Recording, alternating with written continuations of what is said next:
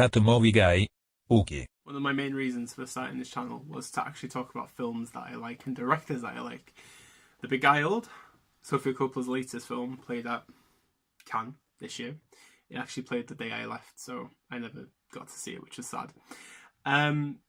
She won Best Director for this at the festival, and only the second ever female to win at Cannes, so that's, you know, we're all equal, but it's a damn shame that it's taken till now for another female to win Best Director. She's probably one of the best working female directors right now. Her films such as The Virgin Suicides, Marie Antoinette, Lost in Translation, probably my favourite film of hers. They're all just fantastic films, and The Beguiled is there now. Brief synopsis: it's based on a Southern Gothic novel written by P.Cullinan, and it basically follows a Union soldier who's deep in southern in the south. He's wounded in the woods. The Union soldier is obviously played by Colin Farrell, who can do no wrong in my eyes at this point in time. And he basically, a young schoolgirl finds him, and she takes him back to this private school, which is run by Nicole Kidman, and Kristen Dunst is a teacher there. And they take pity on him and help him get better.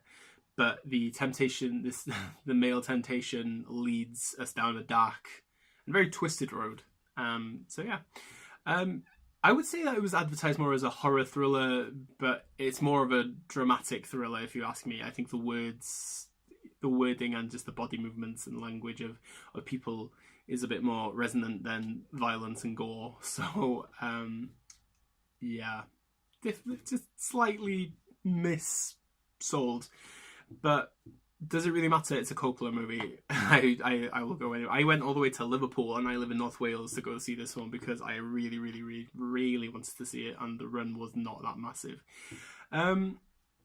This is probably Coppola's most mature film by 1,000 miles.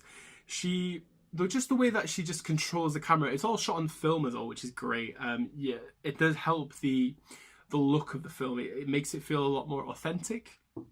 But just the way that she, just the long distance shots in the woods, and you just see this like vegetative land, and just the creeks and the trees, just this depression is, you can feel the mood of the time, even though that we don't really see any of the Civil War itself. You can feel like you're in this period where America was going through turmoil, and that's what I really liked about it. You can feel there was tension, and the fact obviously that Farrell plays a Union soldier and he's in the South, obviously it causes issues, and each of the girls have different opinions about him, which is also great. Very broad, different kinds of perspectives of people, which I really did like. So I do like that. This the natural light as well is really good. It feels, it's generally as good as Barry Lyndon's lighting with candles and sunlight. Really, really good. And again, it just elevates this film into this mature level that Coppola's gone into now, and I like it. I like it a lot. So if you want to carry on making movies like this, then let's do this. When it comes to the cast, though, Colin Farrell, Kristen Dunst, and Elle Fanning, Nicole Kidman, those are the four prominent characters. Let's start with Colin Farrell. He plays the piece of meat very well. Obviously, he's gored at by every female there, and they all try to impress him. His dramatic scenes are very good as well. This Colin Farrell resurrection continues. Just love everything that he's making right now, and he definitely was suited for this film. Nicole Kidman, in mind, was actually. The role was written for Kidman here, and I thought she plays it very well. She's continuing to get strong again after that Grace and Monaco mess. I think her career is getting better, and obviously I'm looking forward to see the both of them in Killing of a Sacred Deer this autumn. Kristen Dunst is the best actress of this by far. I would hope for award nominations for her for this film. I think it's definitely another telling of how great she actually is and how underrated and unappreciated she is in cinema. She just chooses very good indie movies, but obviously she's worked with Coppola before, and this collaboration is great. That just there's so many layers to her character. You know, she develops so much through the film, and even because she's a supporting actress, she steals the bloody show half the time. And then you have Elle Fanning. She plays a very good seductress, really. She was great in Neon Demon, and you can start seeing her now. Well, she's actually becoming quite a very good actress. What was weird about it as well was you don't have the Coppola music, as in, you know, her mixtapes are always great in her films, and this is I think her husband's band actually just scored the film, and obviously it's not really popular pop culture related or anything like that. So that was good. I approve of it. Very different. Obviously, we have to go back to the costumes.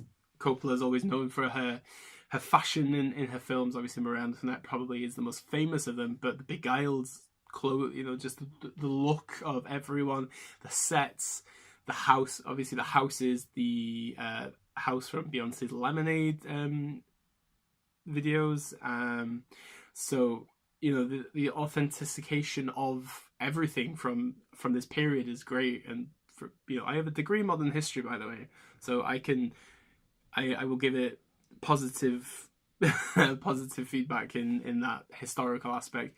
Maybe not the story, but I enjoyed it quite a bit. What else can I say about this film? Definitely top 10 of the year. Definitely an award contender, I would say.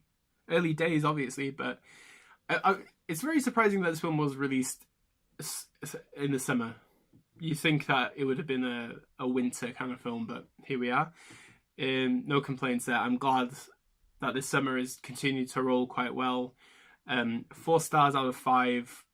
Top 3 now. I would say Lost in Translation, Marie Antoinette, Beguiled, and Virgin Suicides. If you've guys seen the Beguiled, let me know what you think. My written review will be below. I wrote that quite a while ago. Obviously, check out more reviews I have on Letterboxd. I have To the Bone, War of the Planet of the Apes, Spider-Man Homecoming's there. Anything you want, like, subscribe, talk to me. Everything's down here. And yeah, deal, danke, gracias, obrigado, arigato. I guess I'll see you in the next video, which will be Valerian. Bye-bye. Okay.